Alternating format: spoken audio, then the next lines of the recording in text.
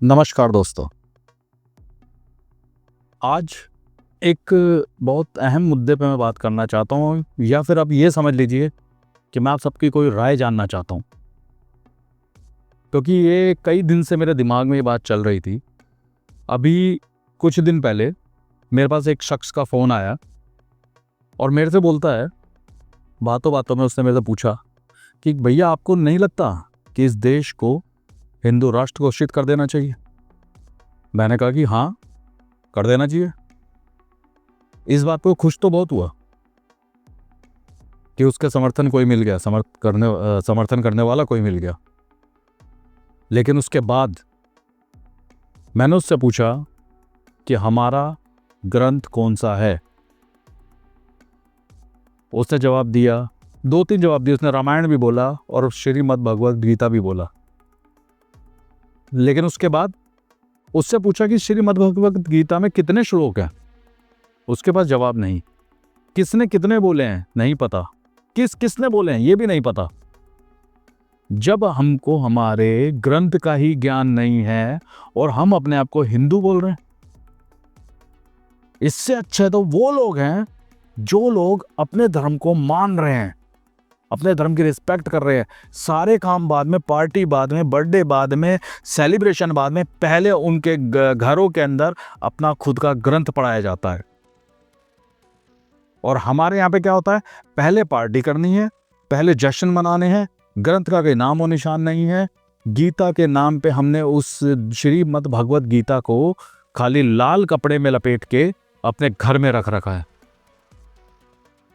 जरा हम अपने ध्यान से सोचे कि क्या वो लाल कपड़े में लपेटने के लिए है या हमारे बच्चों को पढ़ाने के लिए है।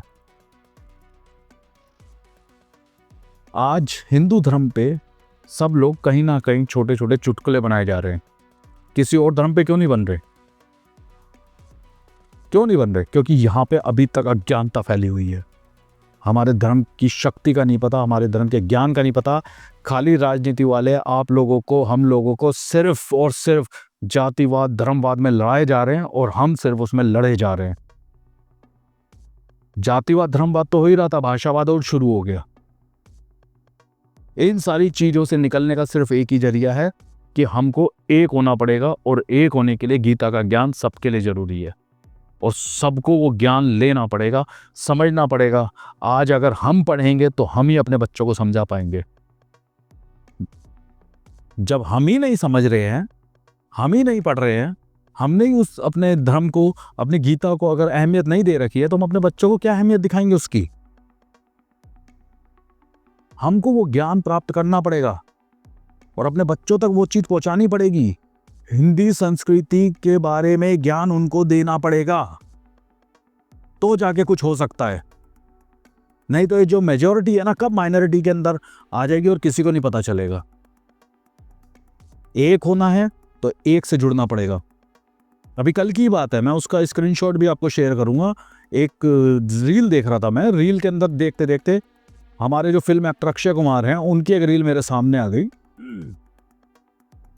उन्होंने शॉल ओढ़ रखा है, कंबल ओढ़ रखी है, और अपनी सिस्टर के साथ उन्होंने एक रील बनाई है जिसके अंदर एक हमारा जो रामायण का एक पात्र है, एक सीन है सीता हरण का।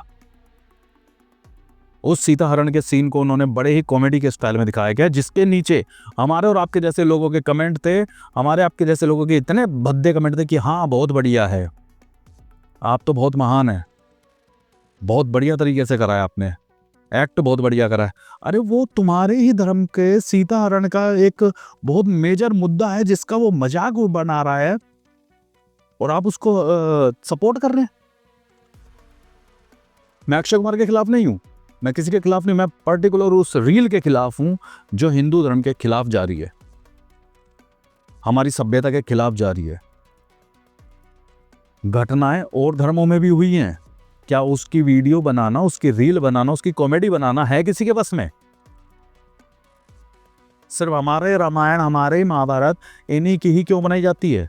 क्योंकि हमने कभी एक्शन नहीं लिया, और अगर आज भी नहीं जागे ना तो हमेशा के लिए सो जाएंगे। उस रील को आप देखना, उसमें सीता हरण के लिए क्या बोला है कि मैं सीता वीता नहीं है, सीता वीता है, वीता सीता माता का नाम आप इस तरह से लेंगे, इस तरह से? अगर इस देश को आगे बढ़ाना है, अगर आप चाहते हैं वाकई में हिंदू बने, तो पहले हिंदू तो बनो। हिंदू राष्ट्र तो बाद में बनेगा, पहले हिंदू तो बनो। हिंदू ही नहीं हो, अपने परिवार को, अपने आप को गीता से जोड़ो, तब जाके ये जातिवाद, धर्मवाद, ये सब खत्म होगा। नहीं तो आज भाषावाद चालू हुआ है, फिर राष्ट्रवाद चालू होगा, फिर और सारे वाद चालू होंगे। इन वादों में पड़ के तुम अपने आप को लुप्त कर लोगे। मैंने जैसा पहले बोला कि मेजॉरिटी से कब माइनॉरिटी में आओगे पता नहीं चलेगा, और फिर कब अस्तित्व खत्म हो जाएगा ना, किसी को नहीं पता चलेगा। फिर एक कहा जाएगा कि भाई वो 100 साल पहले, सैकड़ों साल पहले भी हिंदू हुआ करते थे। ये वक्त ना आए। आप सबके सामने मेरी हाथ जोड़ के रिक्वेस्ट है कि अपने बच्चों को अपने धर्म के बारे में बताएं, अपनी संस्कृति के बारे में बताएं, गीता से जोड़ें, भगवत गीता को अपने घर में रखें, पढ़ें, जिसके ऊपर लोग आज भी पीएचडी कर रहे हैं। और किसी ग्रंथ पे कर रहे हैं नहीं कर रहे वो नहीं पता, लेकिन श्रीमद् भगवत गीता पे कर रहे हैं, और हम ही इस श्रीमद् भगवत गीता से पीछे हटते जा रहे हैं। सबसे बड़ा मैनेजमेंट सिस्टम उसमें, सब कुछ उसमें, सारे सवालों के जवाब उसमें है, जो दुनिया तो ले रही है, आज फॉरेनर भी ले रहे हैं, लेकिन हम ही नहीं ले पा रहे हैं। और ये कब तक चलेगा मुझे नहीं पता। मेरे अंदर एक छोटी सी चिंगारी लगी थी, एक आग लगी थी। इस आग को ज्वाला में बदलना बाप का काम है, लोगों तक पहुंचाना अभी आपका काम है।